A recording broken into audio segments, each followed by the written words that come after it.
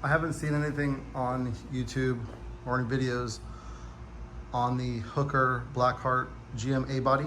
I believe 68 to 72. I started this installation about 5 o'clock. It is currently 6:54. I had to grind off one hanger on the driver's side, but other than that, I've got a little issue with this side tailpipe, but everything else fit perfectly. Let's give you a look. This is a stainless steel kind of bolt-in exhaust.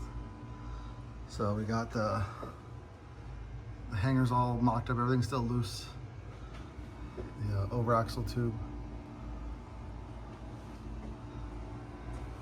This one took a little bit of fighting to get on, but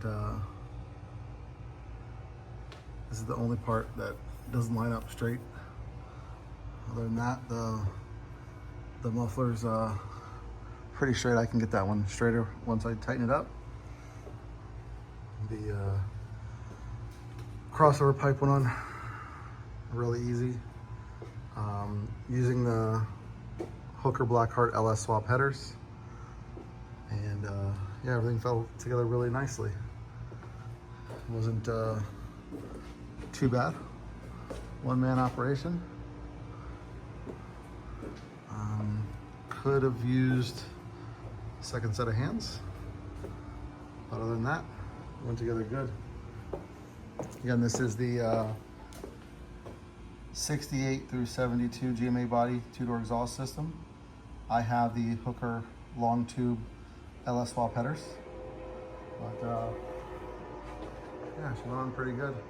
Don't mind my transmission line, I got to install that, but tucks up there pretty nice. I don't, there were kind of two options on putting that pipe with the kink going up or down. Up, touch the cross member, so I put it down. Hope that was the right way, but I guess we'll find out. So far, that's the lowest point right there. And the car sits on coilovers, so it's a little lower. But we got some nice ground clearance,